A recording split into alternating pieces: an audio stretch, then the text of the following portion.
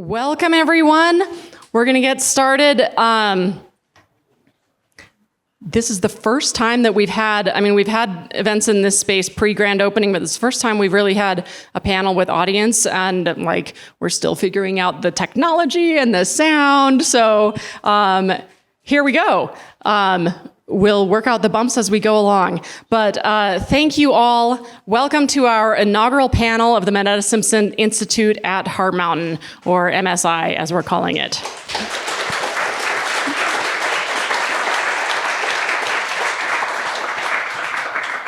My name is Ara Sunata Newlin. I'm the executive director of the Heart Mountain Wyoming Foundation, and I'm reintroducing myself that way because we are live streaming this presentation. So hello to our live audience, some of whom are just in the other room, and some of whom might be elsewhere, and this will be recorded and available on our Heart Mountain YouTube channel.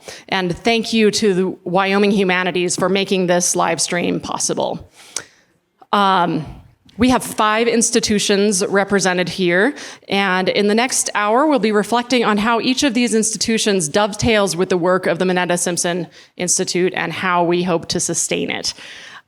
So speaking for the Heart Mountain Wyoming Foundation, we are in a brand new space. We have just celebrated the grand opening of the Mineta-Simpson Institute, and it is named in honor of our beloved Secretary Norman Mineta and Senator Alan Simpson. Briefly, they met as Boy Scouts here at the Heart Mountain concentration camp, where Norm was confined behind barbed wire. Al was a boy from Cody.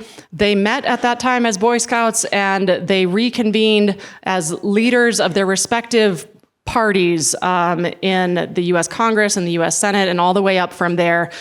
Ultimately, each of them, with Norm, a liberal Democrat, Al, a conservative Republican, each of them ultimately receiving the Presidential Medal of Freedom from a president of the opposite party, and making their careers together based on a common respect. They had political differences, they had fierce differences, but they never let that get in the way of their love for each other, their respect for each other, and most of all, their commitment to our democracy and doing what's right for the people of America as a whole, more than the pressures that they felt from either one of their parties.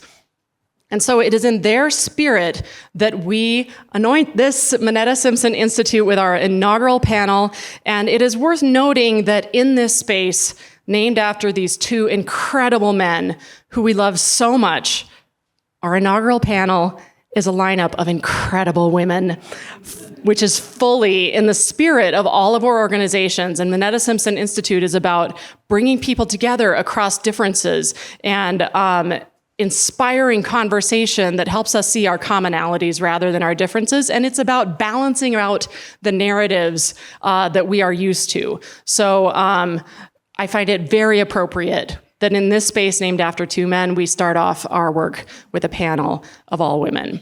Our panelists today are Dr. Anthea Hartig, the Elizabeth Macmillan Director of the Smithsonian National Museum of American History. Shelley C. Lowe. Okay.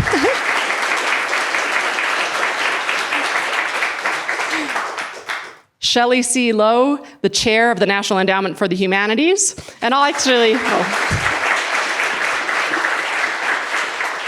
You can save your applause till the end. Ann Burroughs, President and CEO of the Japanese American National Museum. Go ahead and applaud. We gotta applaud. And Dr. Deborah Kawahara, President-elect of the American Psychological Association.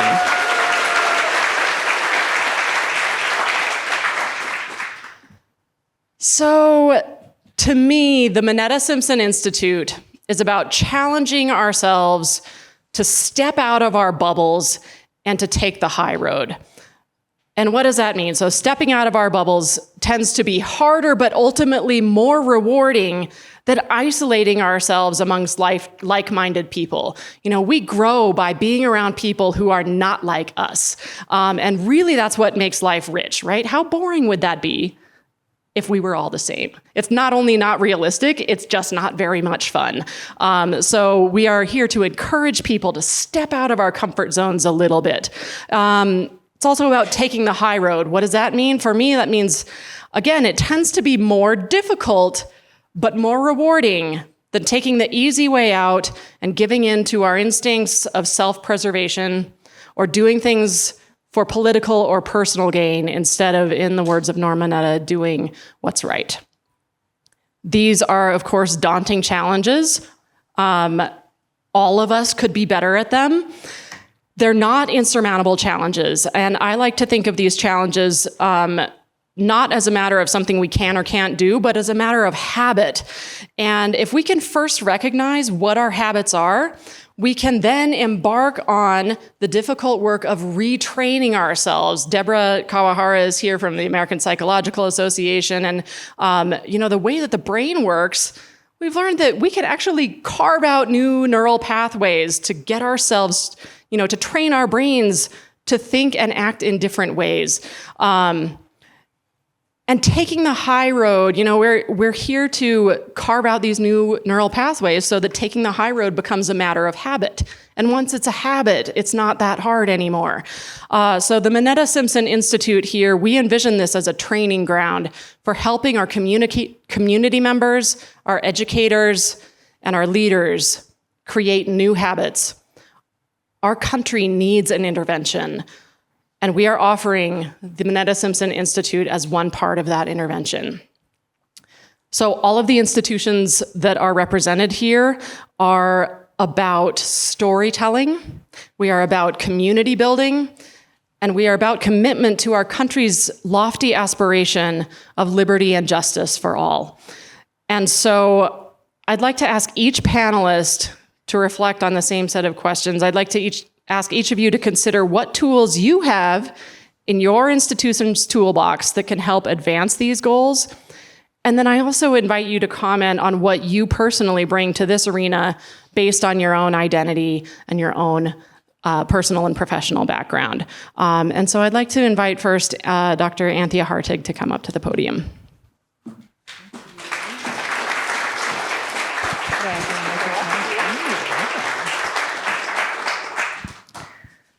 Thank you so much, Ara. It's an honor, truly, to be here with you, especially in your newest role as executive director. And I extend my lasting gratitude to the Mineta-Simpson Institute, to the ancestors, and to those here now and in the future who will carry the vision of the Institute and its important work forward. Warmest welcomes, of course, to the Smithsonian family as one of our newest affiliate museums. We're thrilled to have you and honored.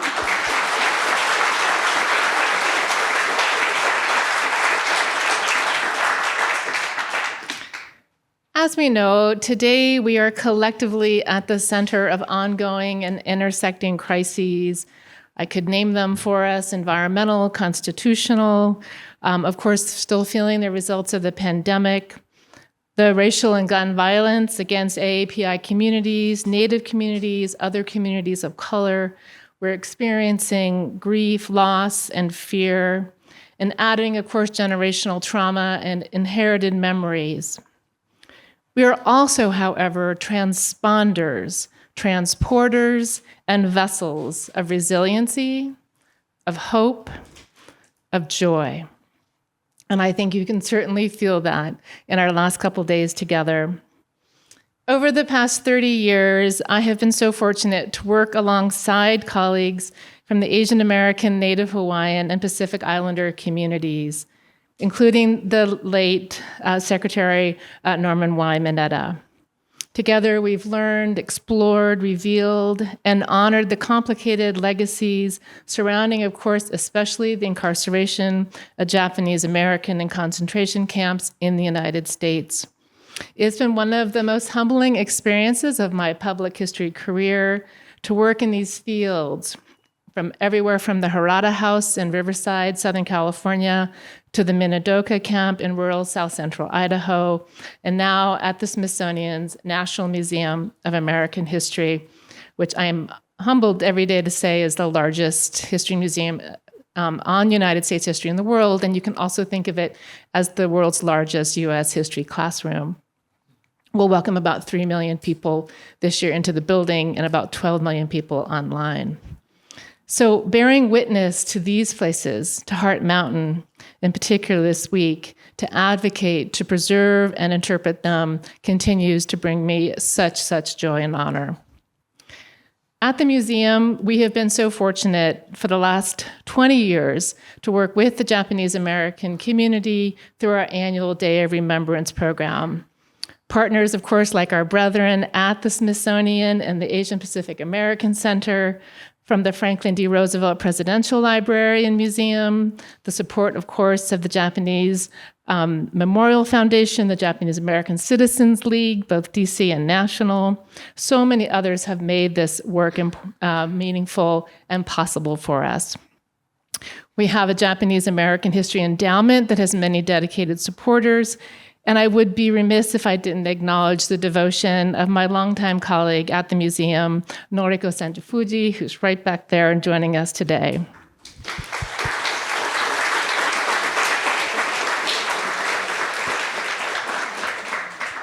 At the nation's flagship history museum, our mission is to empower people to create a more just and compassionate future by exploring, preserving, and sharing the complexities of our past. We see public history as a critical educational and civic component to our democratic society. As we know, learning history helps us understand that today's world was not inevitable, but the result of a myriad of choices and actions made by individuals and communities. And we remain deeply committed to sharing this, the Heart Mountain experience, as a crucial part of America's long past with generations to come. One of the tools, and I'm so grateful for Ara's question to really get us thinking about what we can share today, is our new Center for Restorative History. It spotlights the people and the stories that have been excluded, to your point, Mr. Honda, from our national narrative using the principles of restorative justice. It partners with communities across the country to resist these exclusions.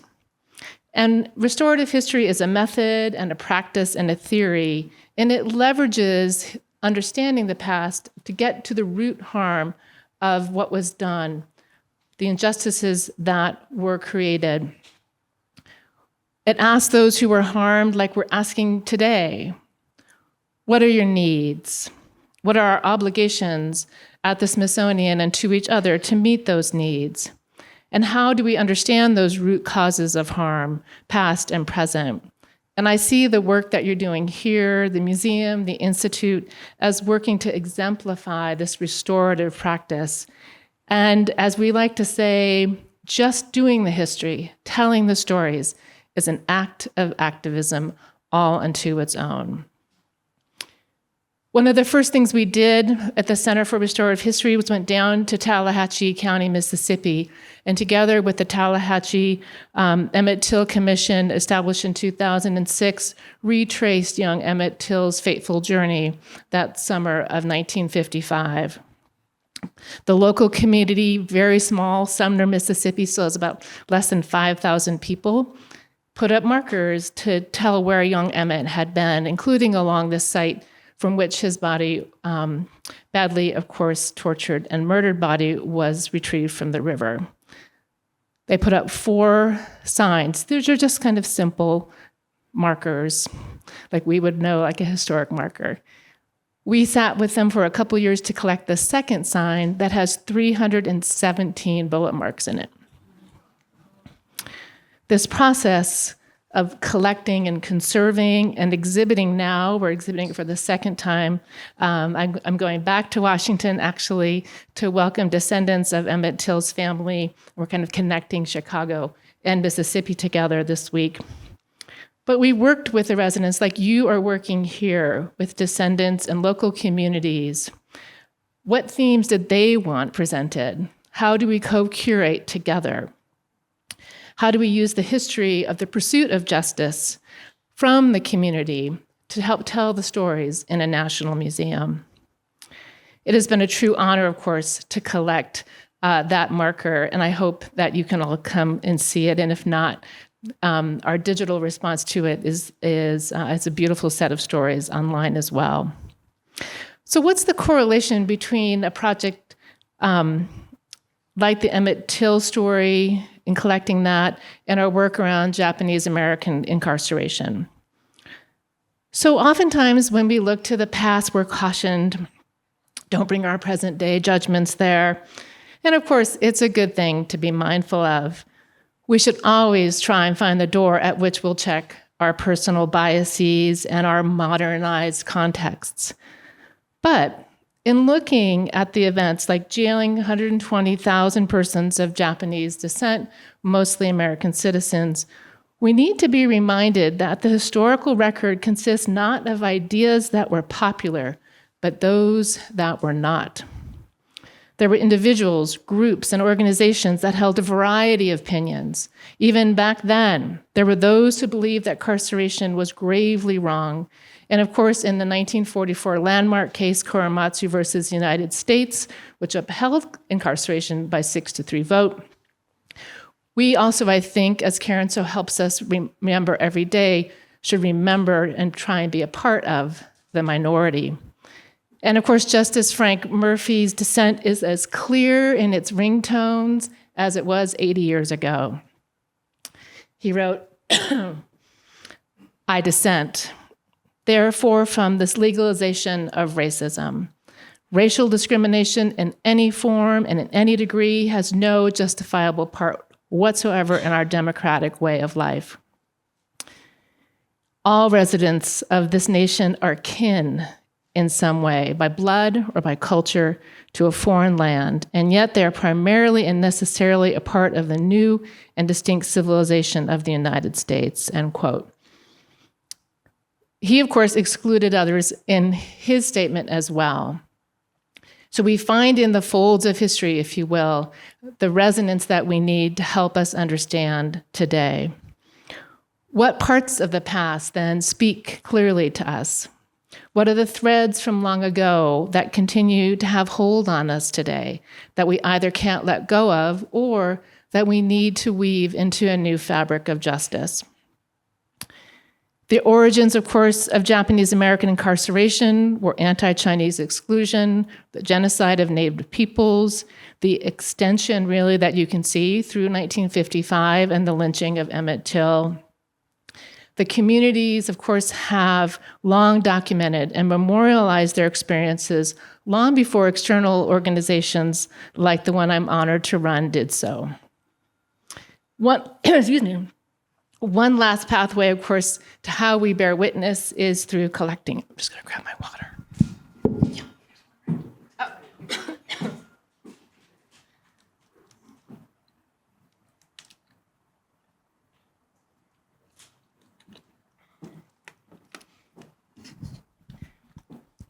Excuse me. We have been so honored to collect deeply in the Japanese American experience, both through camp, everything from Henry Sugimoto's oils from the Jerome, Arkansas camp, including modern day collecting throughout Asian American and Pacific Island heritage and communities. One of my most favorites was a banner marched in the streets of Chinatown before the pandemic was declared. So this is on February 29th, 2020. Fight the virus, not the people. We can see a long, of course, and powerful trend in the ways in which our work together intersects. One of my favorite moments from that complicated year of 2020 was standing with David Inouye and so many others in front of the non-scalable black fence around Lafayette Square, north of the White House, where through the incredible project Zero for Solidarity, now in the National Collection is a beautiful 2 strings of beautiful cranes, representing that compassion, representing that understanding of what was happening along the southern border, and to Japanese Americans was happening again. We've been honored to do an incredible series of programmings. Also that year, that incredibly complicated year of 2020, viral histories, stories of racism, resilience, and resistance in Asian American communities, which was a 4-day digital conversation. And I hope that you have had a chance to see come through Asian Pacific American Voices at the Smithsonian, which is this year is a 5-part video series featuring behind-the-scenes showcases of stories and people, objects that shape the Asian American and Pacific Islander narratives at the museum. David Mineta shared yesterday those feelings and words that come to mind when we're on this hallowed and sacred ground: honor, privilege, humility, resilience, commitment to honor Alan Norm, which sounds funny, Senator Simpson and Secretary Mineta, to be unafraid to get in the real and the metaphorical pup tents, to defend each other's constitutional and human rights, to uphold each other's dignity, to share each other's stories with respect, and commit to unwavering allyship. It remains a lasting, humble honor and a privilege to be with you today for the opening of this Dream Institute atop a place of suffering and loss at a time when people and our Constitution need defending more than ever. Thank you.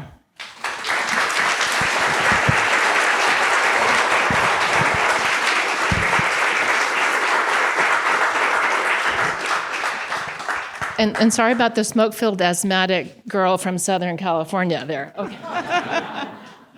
Thank you so much, Dr. Hartig. And also thank you for that reminder that the Heart Mountain Wyoming Foundation is now a Smithsonian affiliate.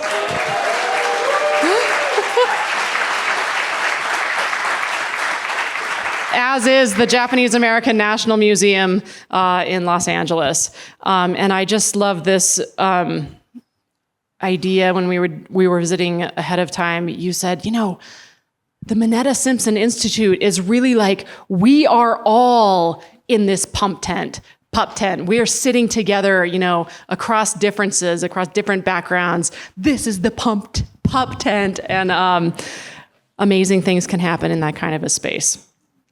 All right, next I'd like to invite Shelley Lowe, Chair of the National Endowment for the Humanities, up to the podium. I'll note that both the Heart Mountain Wyoming Foundation and the Japanese American National Museum have benefited tremendously from NEH funding through our teacher workshops and more. And I would also like to recognize that Chair Lowe is the first Native American woman to chair this organization.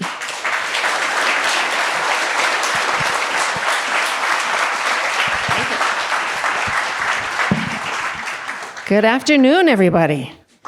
We were telling her she couldn't get this up too high, but she did okay. We're okay. No, we're fine.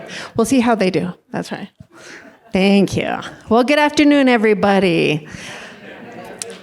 Yat she Shelley Lowe Yanashia, Belagana Nishlin, Anastasia Tachini Bashachi, Belagana Dashache, do Trabaha Dashanala, Lo Kantiel de Nasha, do Washington Dishigan.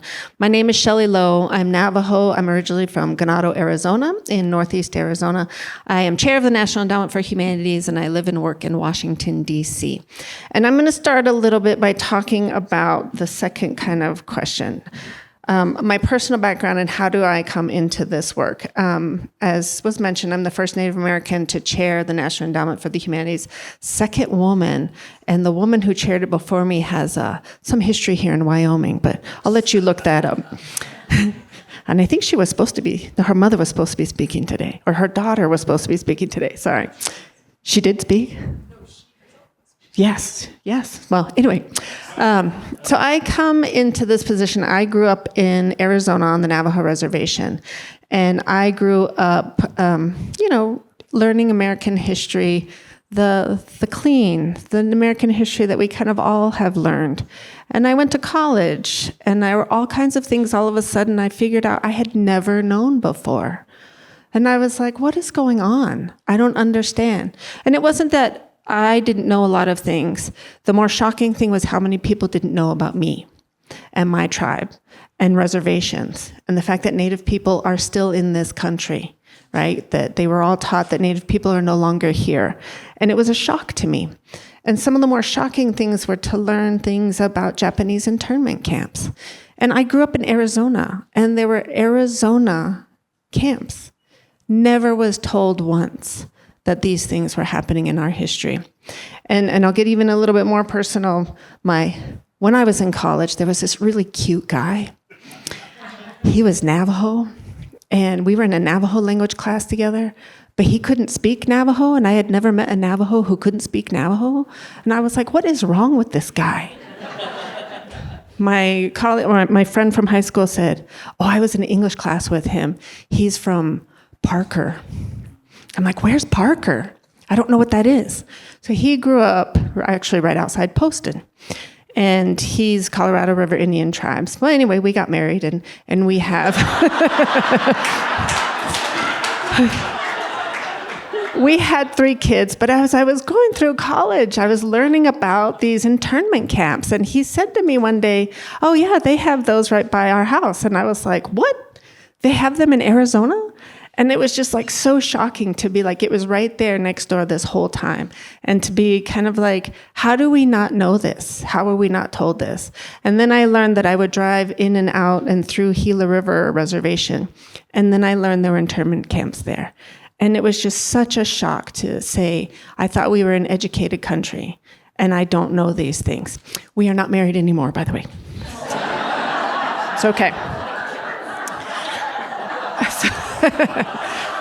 So I come through it kind of weaving in and out, right? Like we're so tied to some of this history sometimes in ways that we didn't know, in ways that we didn't realize. And the worst thing about that is there are so many people who are tied to this history who are not aware of it now.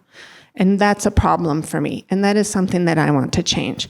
So we're the National Endowment for Humanities. We are the federal funding agency that funds humanities programs across the United States. We were brought forward or birthed and brought in 1965 along with the National Endowment for the Arts. And in our founding legislation, there are the words that democracy demands wisdom. And this is kind of our charge at NEH. Democracy demands wisdom, right? It doesn't say democracy demands monuments. It doesn't say democracy demands libraries or information. It's democracy demands wisdom. And the wisdom part for me is what's important in humanities, because we can have all of this information, but we have to be wise and we have to learn and we have to develop that wisdom about what this information means. So the biggest thing that I have a challenge with is defining humanities for the public. So I come in, yeah, we do humanities. And everyone's like, cool. And then people are like, what is that? I don't know what that is. And it's defined actually in our founding legislation. It's things like history, literature, archaeology, philosophy, ethics, right? All of those things that people take in college or do in school. But to me, I said, I was trying to figure out how do I define humanities. Humanities to me is creation stories. And tribal people, our creation stories are very important. They teach us who we are. They teach us who we're supposed to be. They teach us how we have relationships with one another. They teach us how we have relationships with the land and the environment. They teach us what is important and what we need to teach our children and how we treat our elders. Creation stories are all humanities. And this institute has a creation story, a very, very, very important creation story that has so many values, so many teachings that has to be continued forward. So at NEH, one of our biggest goals is to, one, create wisdom, right?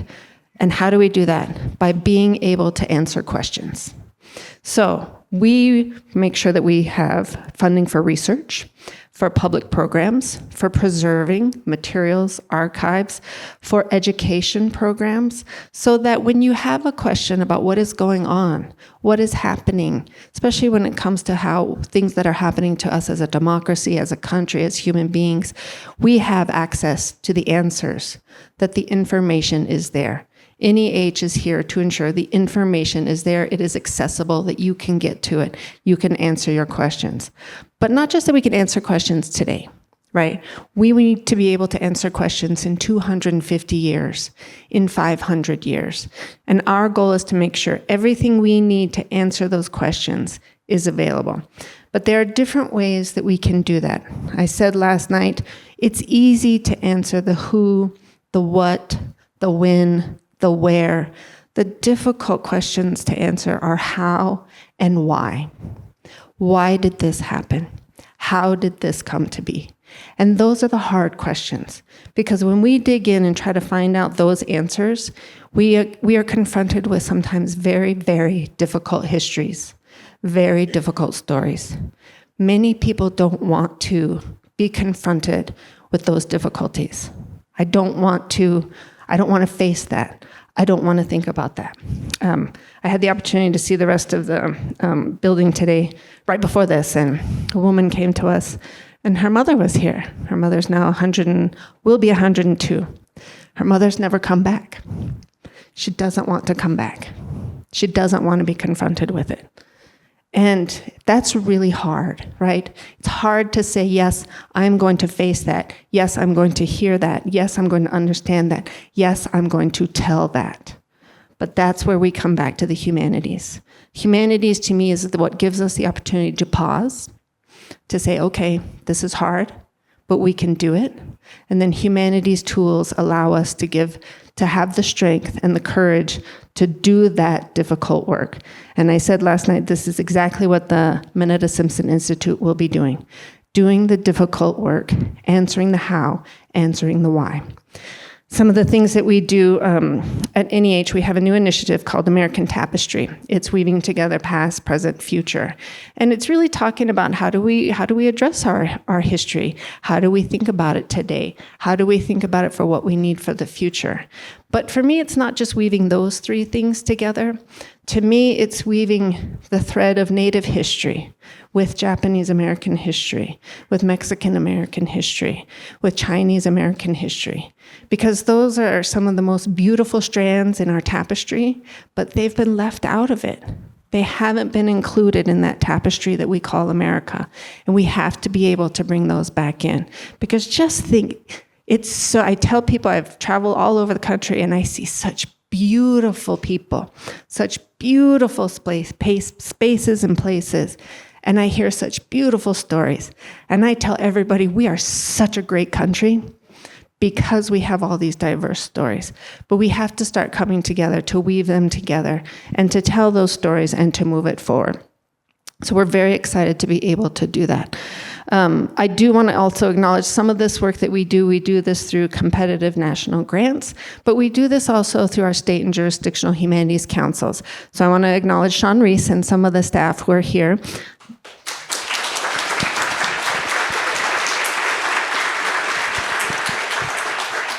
And Sean has been a big supporter of the Mineta-Simpson Institute as well. And these are our partners on the ground. They receive a portion of our funding that we get from Congress, and they do the important work in the communities, the work that the communities need to have and need to see. And we're just so delighted to be able to be here visiting with you, but also visiting with our Humanities Council. And, I want to acknowledge that twice we have funded the Japanese American National Museum for teacher education programming on Little Tokyo. So some of the work that we do is trying to ensure that when we do tell these stories, when we have the resources, we're putting them into the right places where that information can be shared. And this is exactly what JANM has done. This is exactly what Heart Mountain Wyoming Foundation has done. We have funded them 3 times to do teacher education workshops, right? To bring this forward so that they can go back into their classrooms. They can teach this. Not just teach it the right way, right? Part of doing humanities work is making sure we do it the right way. And who needs to do that? The people that are part of that history. The people that are actually, whose stories we're actually talking about. So it's my goal to ensure that as we do this work, those people are a part of it and leading it and being the voices that say, this is what our history is, this is where we need to go. I want to also say this morning I went to the root cellar, and it's very dusty in there. There's this really funky old car that has no engine whatsoever in there. But there was a woman with us, Miss Linda. And Miss Linda had been a child here. And she said, I'd never seen the root cellar before. So we were talking with her, and, she said, when we left, my mother did not want to go to Chicago. She said, we're going to Denver. So they went to Denver, and that's where they stayed. And I said, when did you go to Denver? And she said, I don't know, 44, 45. And I got on my phone, and I texted my auntie. And I said, Auntie, when did Grandma and Grandpa go to Denver? She said, 1945, 44, 40, 45, 46. My uncle, my aunt, my father were born in Denver. My grandparents on my father's side were a young married couple, and they chose to leave the reservation to go to Denver. Because I don't know if many of you know, the federal government also had the Indian Relocation Program, which actually officially started after my grandparents went to Denver. But they were encouraging young Native families to move into urban areas. They were promising jobs and housing and resources. And they were put on buses, and they were sent to these cities, and there was nothing there for them. No resources, no jobs, and they had to figure out how to live and how to build families. My father's family didn't stay. They came back to the reservation when my father was very young. But I was, in my head, I think, I bet Linda and my grandparents, her parents and my grandparents, they had to have crossed paths at some point, trying to find a way to live in an urban area after everything has been changed and, sometimes taken away from you. So if you see Linda, maybe we have crossed paths, or my grandparents have crossed paths with her parents. I want to leave with one final note. I want to go back to my Khanda as well. This is a celebration of a love story, right? We love our families. We love our communities. We love our tribes, right? We learned from Denny that spouses love each other. But when I talk to people about doing humanities work is an act of love. It's love for your community, love for your history, and love for your future. So we'll talk more, but thank you so much. We're so delighted to be here.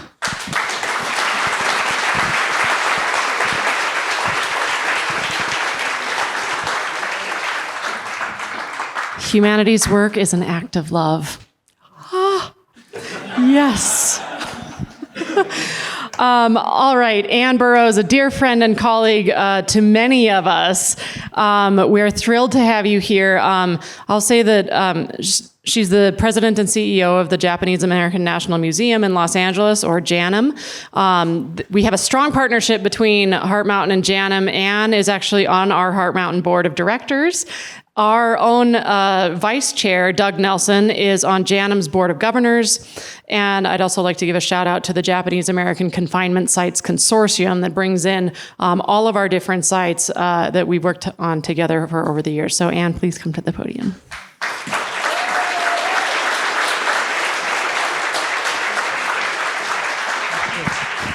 Thank you, Aura.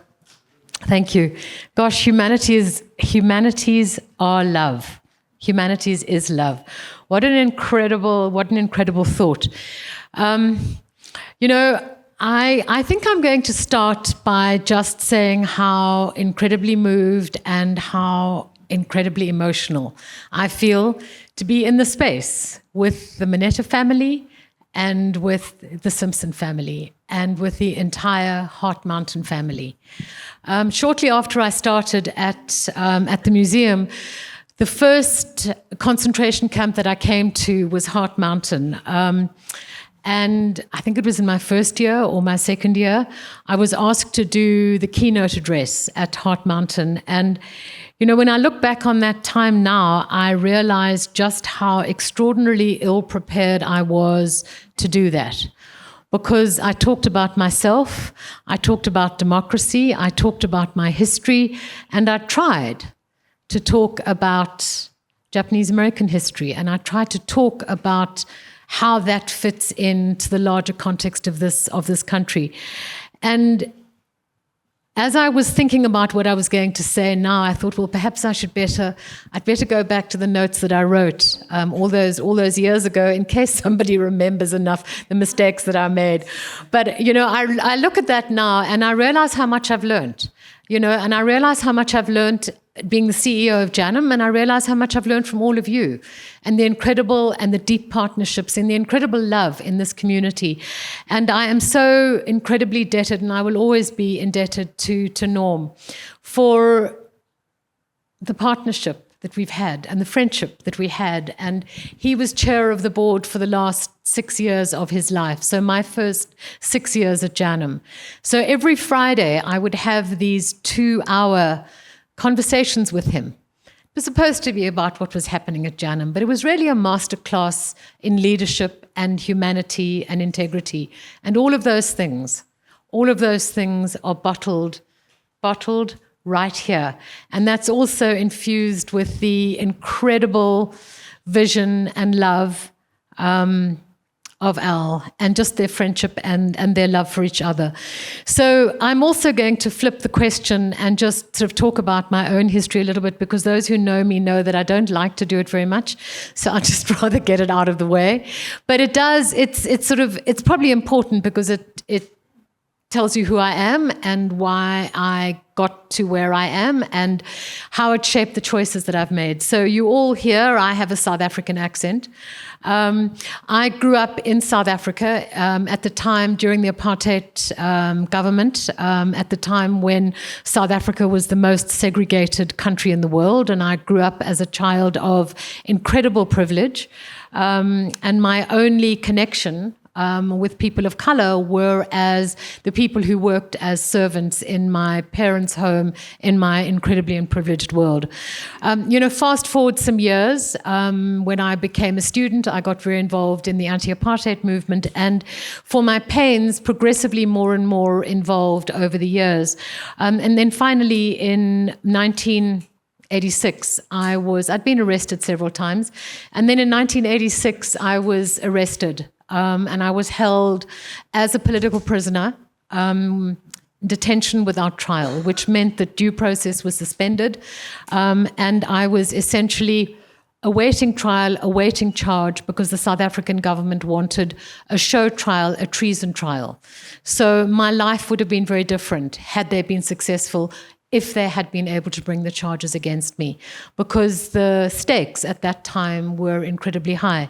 However, I was lucky enough to be adopted by Amnesty International as a prisoner of conscience.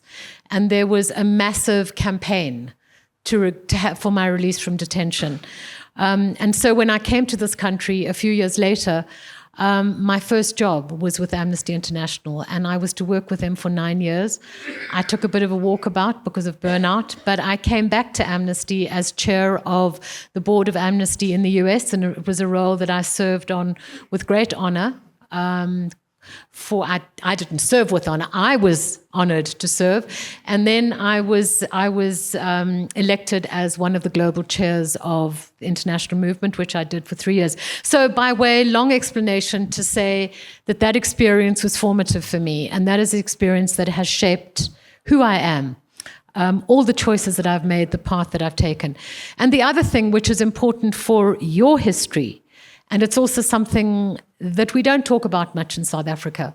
But during the Anglo-Boer War at the end of the 1800s, the over 50,000 South Africans, both white and black, were incarcerated, rounded up and incarcerated in concentration camps, British concentration camps.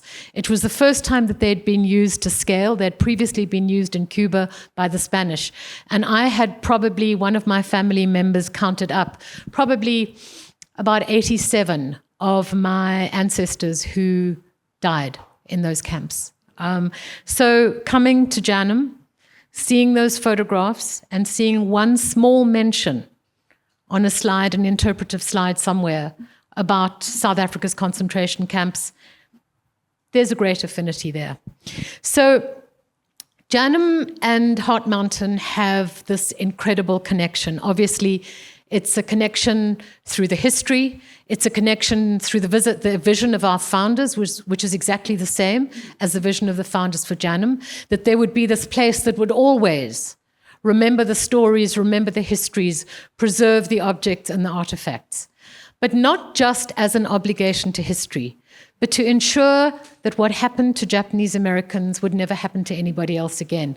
So it was this deep obligation to history to use those lessons, to shine the lessons of history on the present. So that is very much, that was our genesis. And then Janum opened on the day that the Los Angeles riots started in April 1992. So that was the birthing for Janum. So our history came from this moment of incredible injustice. Our birthing was at this time of this paroxysm, racial paroxysm in our city. But our future, our trajectory, was shaped by what came after the riots, and which was shaped by visionaries like Irene Hirano, people on our board who saw that for a museum to be a true community museum, a museum that would be able to celebrate the stories and reflect the diversity of the community, not just the Japanese American community, but the community of Los Angeles, that Janum had to be a different museum. So that was where that was the impetus, and that was our trajectory. And that is something that we've always felt incredibly deeply. So we have the shared vision, we have the shared history, we have this continuum of these extraordinary giants, Norm, Senator Daniel Inouye, Irene Hirano, who was so pivotal, Shirley's mother, Doug, who's so pivotal in forming and growing our two institutions. So I came to Janum in 2016, and this goes to the question of the tools that we have to share in common. I came to Janum in 2016 in the run-up to the election, and you'll all remember how contentious that was. But there was something that happened in that election, and it was there were people in one of the campaigns who was talking about using the Japanese American incarceration as a precedent for what to do with Muslim Americans and what to do with immigrants in this country and illegal immigrants in this country. And I remember Norm, in one of our incredible calls, he said, it's time for Janum to find its voice. It's time for Janum to use the history to shine a light on the imperfect presence, but most importantly, to shape a future. So how do we do that? So we had this extraordinary building at Janum called the National Center for the Preservation of Democracy, which was Senator Inouye's vision. It was his brainchild. He found the money. He got the money to found it. And it was the idea to have people understand democracy, to have people understand how they themselves could shape democracy. But we knew that we needed to give it new life. So we were looking at what was happening in 2016, 2017. We did an enormous amount of research, an enormous amount of listening, and fast forward to our launch at the end of last year. So we've relaunched our National Center for the Preservation of Democracy. We've named it for the senator. We have the pavilion of our museum on the one side. On the other side of our Norman Mineta Democracy Plaza is our Democracy Center, our National Center for the Preservation of Democracy, because we see that continuum as being so incredibly powerful. Because for us at the museum, you can't think about the present without understanding the past. And that's something that all historians understand. Because if you're going to use history to show the relevance of the stories, if you're going to be able to use history to show the urgency of the present, then you have to be able to understand that. So we asked ourselves a series of questions. First of all, how do we as a museum, what is our role in democracy? And Anthea and I were just at a conference recently in DC, which looked at exactly that question. But we had some very early questions about that. You know, in years gone past, museums didn't quite rise to the level as being the most trusted institutions in the country. It was the media, it was universities, it was the teachers, it was the doctors in schools, but now it's museums. Museums are the number one institutions in the country that people trust the most. So how do we as a museum, how can we uplift issues of democracy? And we realized that we can't do it by providing answers, but it's rather how we provoke questions. how do we create safe spaces for dialogue? How do we create safe spaces for civic engagement? How do we build community? How do we provide spaces where we can have those courageous conversations about difficult institutions? How do we center art? How do we place art at the center of our institutions, at the center of our conversations, at the center of our story? Because we know that it's art, almost more than anything else, and the stories themselves that inspire action, empathy, and participation. And also, very importantly, can reshape the narrative of a community and can reshape the representation of a community. So those were extraordinarily important for us as we were thinking about our Democracy Center. Also, how do we uplift diverse heritage and cultures and the stories that were brought here? Because we knew that going forward, we would always be a place that would commemorate the history. But for us to live and to be sustainable, we knew that we needed to be able to tell the stories of everybody. We knew that we needed to be a place where everybody could come to see their own stories reflected, their own immigrant pathways. We also knew that we wanted to be a place where people would bring stories, where our Democracy Center would be a place where we'd talk about the stories, not to replace a dominant culture, but to enhance it, to strengthen it, to make room for other stories that create a true American canon, where people can see themselves reflected in the arts and the civic life. So our tool, our major tool, I think we have already such a deep partnership with Heart Mountain. We share collections, we share exhibitions, we share stories. You know, Shirley and I have sort of been joined at the hip through thick and thin almost from the very beginning. But institutionally, and so many of you in this room are JANM members, so many of our folks, you know, are JANM, our Heart Mountain people. So for us, it's an easy jump, and it's not a hard thing for us. You know, JANM is a place of hope and reconciliation and optimism. So is Heart Mountain. There is enormous power of place here, and I don't need to tell you why, because that's what we've gathered for. JANM also has enormous power of place. On our plaza, on the Mineta Democracy Plaza, 37,000 members of LA's Japanese American families were forced to board the buses that would take them onto the incarceration. So we feel we also have this enormous power of place. So it's an easy thing for us. It's an easy thing for us to think about because we share the same DNA. And it's an easy thing for us to sort of put our arms together, hold hands, and to move forward with these incredible giants whose shoulders we stand on, and know how we can continue to uplift each other and uplift the work that we do. So I could go on, but I know I will get the hook if I do. But what a privilege it's been here and to be in this space, and wow. What an amazing panel. Thank you so much.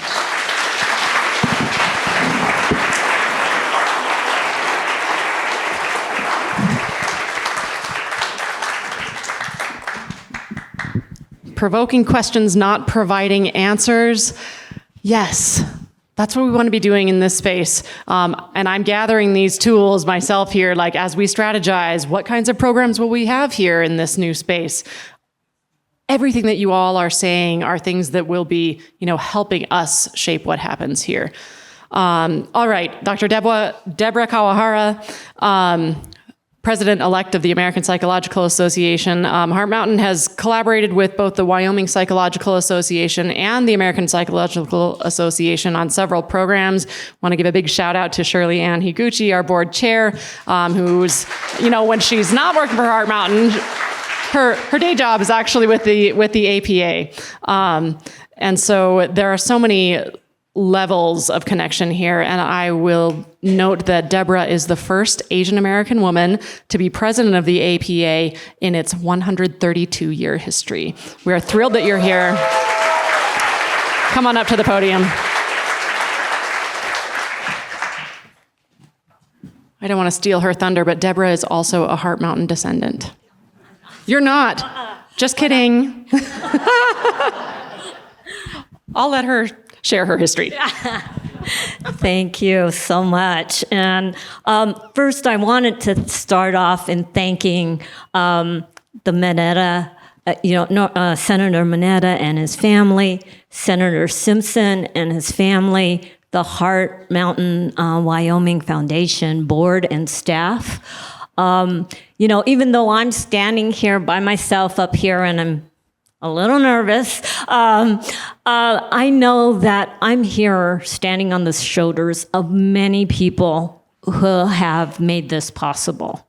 And I think I want to make sure to acknowledge all those people that have worked so hard for this important institute that is now being open today. It is such an important and critical institute that is so needed today while we see the divisiveness in our country. So what I wanted to do is actually, a really strong value of mine is the personal is political. And I actually think Senator Simpson and Senator Mineta brought that to life. And I think that it is something that I live by in terms of my career. I had a chance to come here on Tuesday afternoon, and it was more empty that afternoon, and it was very solemn and solitary. And the weight of the experiences as I walked through the different exhibits were very heavy. That experiential emotion that hit me is the very thing that we teach therapists in terms of being able to connect with clients, that it's not just the cognitive part, it's the emotional part. And I think that's the part that has to be included as we teach these histories, as we relay these stories, as we try to get our country to be able to talk to each other again. We have to see each other's as human, and we have to have humanity for each other. Bell Hooks talks about loving each other. I think unless we have the love for each other, it's going to be very hard for us to talk about those difficult issues we face as a country and to bring us together as one. So I wanted to talk a little bit about how I got here, because really, I think it's incredible that I'm standing here amongst this phenomenal panel. For those of you that know the South Bay area of Los Angeles, I grew up in Gardena. So some of you might say, oh, she's a Gardena girl. I'm not. But Gardena it was a city when I was growing up. It was heavily populated with Japanese Americans. And so I had the good fortune of being in a community where I saw city council people, I saw leaders, I saw teachers. I just saw people that looked like me, that had similar background from me, be in those leadership positions. So I grew up feeling like, or believing, you could do anything you wanted. You could be the president of the United States if you wanted to. And I think that incubation of those formative years probably changed me in terms of believing that I could do leadership. I could do what I wanted. And not all my peers when I went to college actually had that same experience. Many of them came from communities where they were a minority. And I didn't really understand that experience until I went to college and started feeling like a minority. It's like, okay, this is what they're talking about.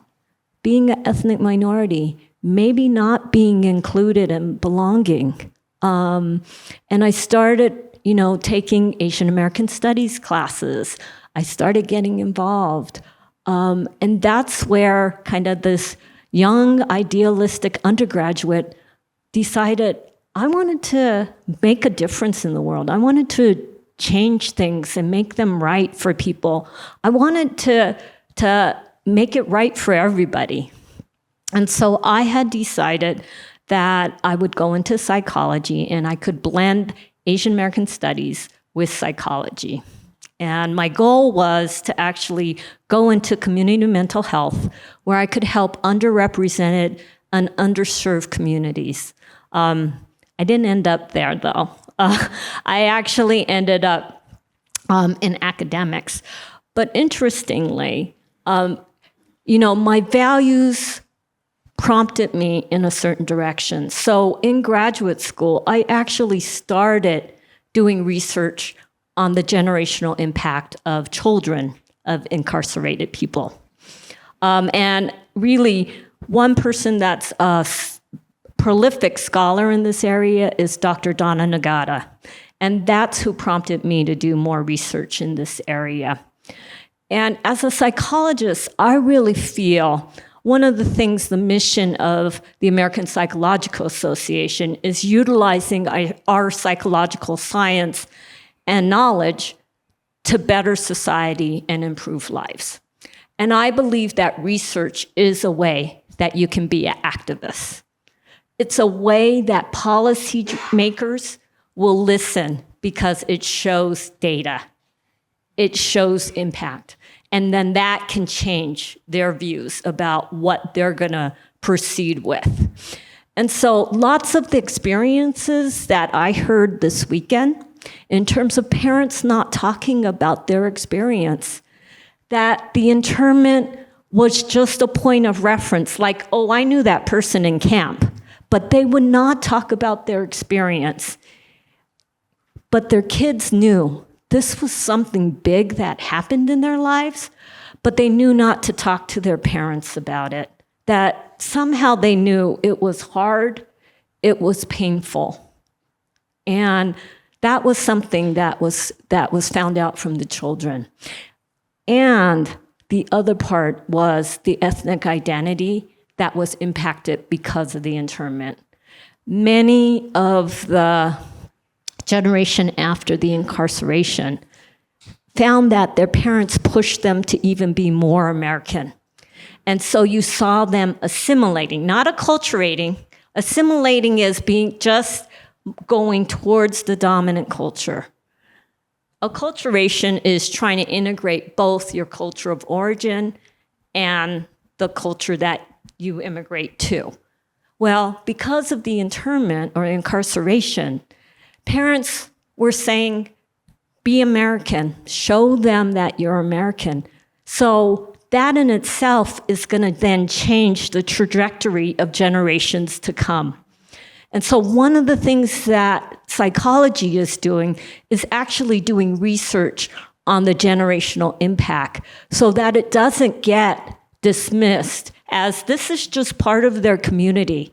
It actually is because of this historical trauma that the community has endured and then has transformed what then is the identity and also the community cohesiveness or lack thereof. So I know that the American Psychological Association has just come out with a special issue on dismantling racism. And in that special issue, they have various groups talking about the ways in which they know that they can dismantle racism within our field as well as beyond. And we know that scholarship is one way of educating people. The American Psychological Association has 150,000 members. So that's a lot of people we're educating on this stuff. Yeah? So very important. One of the things I'm going to give a shout out to Aura. I'm an editor of a journal, Women in Therapy, and Aura was able to talk about Asian American feminist activism. And so not only is the scholarship really important, but whenever we get in positions that we utilize it to educate others or to utilize the power that we have so that we can bring it up to the surface. And that's very much what I try to do when I get in leadership positions. The second thing I wanted to just talk about in terms of tools that we have as a field is really part of, I'm a clinical psychologist, which means I engage in mental health services. But one of the things that you learn is listening skills. And I think this is one of the tools that will be very important, whether we're doing, there's a whole bunch of different names, courageous conversations, difficult dialogues, healing circles. You're going to need listening skills. And I'm going to say just 3 things that I think are major ingredients that will need to be there in order for you to really have an honest, an open, and a transformative dialogue. The first is connection. Like I talked about before, you have to see that other person as human, as we're in this together. You know, I love and care about you as much as you will care about me. So if you're happy, I'm happy. If you're sad, I'm sad, right? That you're going to be impacted that way because you care about me, right? If you see them as an object, it's going to be easy to dismiss them or to just say, I just don't agree with them. I don't want to hear what they have to say, right? And that's where stereotypes can start getting integrated into your thinking. So that's the first. The second is wanting to understand and have intellectual curiosity when you're engaged in that dialogue, okay? And what that means is you're going to be willing to give up the beliefs that you hold when you're going into that conversation, right? That maybe they bring up something that makes you rethink what you're thinking, and that you're going to be open to that. And you're going to be vulnerable to maybe I wasn't thinking about this correctly, right? And then the third is empathy. Empathy means perspective taking, that you can understand being in that person's shoes, understand and feel their experience. And I think if we can really learn these listening skills, I think we could get that much farther with each other and work collaboratively with each other on these difficult social issues that our country faces right now. So what I'd like to do is end on what I wrote in terms of when I ran for APA president, because I think it's really relevant to the Mineta-Simpson Institute. And I think it is a spirit that is here. And what I wrote was that, and I'm going to say the Institute, is deeply motivated in collectively creating inclusive spaces and policies where people feel valued, worthwhile, and are treated with respect and dignity. And I hope that we are able to make that a reality here. Thank you.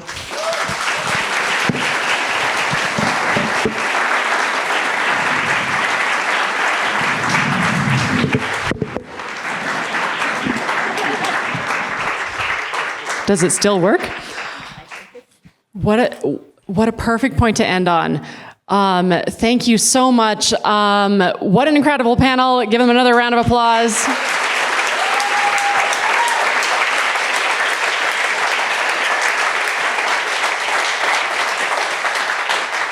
We're already a little over time, but we're going to finish now with a presentation by Deborah, and I'd like to invite Dr. Jared Skillings up to the stage as well, and Shirley for a photo op, and I will let you explain what this is. And I don't know who else do you want. Mic. And maybe maybe over here on this side of the. Well, is she going to read it? I have to read it, so. Okay. You We hold want to it. get, why don't we get in front of the podium? Is that possible? Yeah. That's, you want to do that? Yeah, that way. Because I can't read that. That's too small. Okay. Or why don't you? Okay. Okay. So today, on behalf of the American Psychological Association, I am honoring the Mineta-Simpson Institute at Heart Mountain with a presidential citation. And I'm going to read the citation. The Mineta-Simpson Institute at Heart Mountain is awarded a presidential citation for its emergence as a leader in developing empathy, courage, and cooperation in the next generation of American leaders. The Heart Mountain Wyoming Foundation opened the Institute at its annual 2024 pilgrimage located on the site where over 10,000 Japanese Americans were held against their will during World War II for the crime of looking like the enemy. Secretary Norman Y. Mineta and Senator Alan K. Simpson witnessed firsthand what happened at Heart Mountain in 1942, and they understood the damage that can happen to a group of American citizens when our constitutional rights are disregarded. The two men met at Heart Mountain as young boys when Norm was incarcerated behind barbed wire, and Al was part of a Boy Scout troop who entered the camp for a jamboree. Mineta was elected as the first Asian American mayor of San Jose, while Simpson served in the Wyoming House of Representatives. Both moved to the halls of Congress in Washington, D.C., where Mineta served as a U.S. representative for California for 20 years, the Secretary of Commerce for a Democratic president, and the Secretary of Transportation for a Republican president. Meanwhile, Simpson served 3 terms as a senator from Wyoming and sat on multiple bipartisan commissions. The need to build bridges and connections between differing opinions has never been greater than at this time in history. The Institute will accomplish its goals through workshops for educators and leaders and books, podcasts, films, and videos that will be distributed around the world. The Institute's work will be aimed at improving civil discourse, building alliances, and advancing social justice.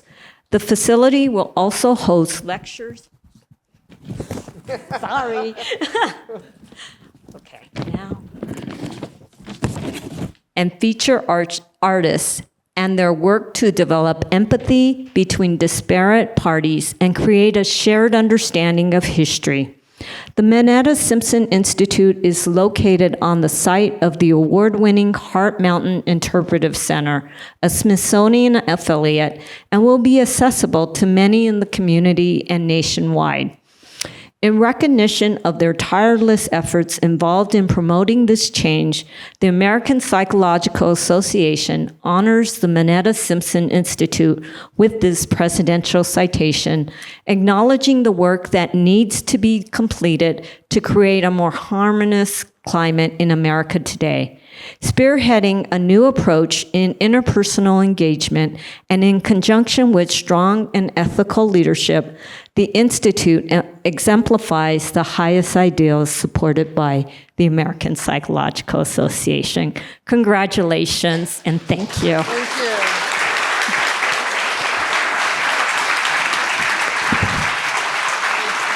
Thank you.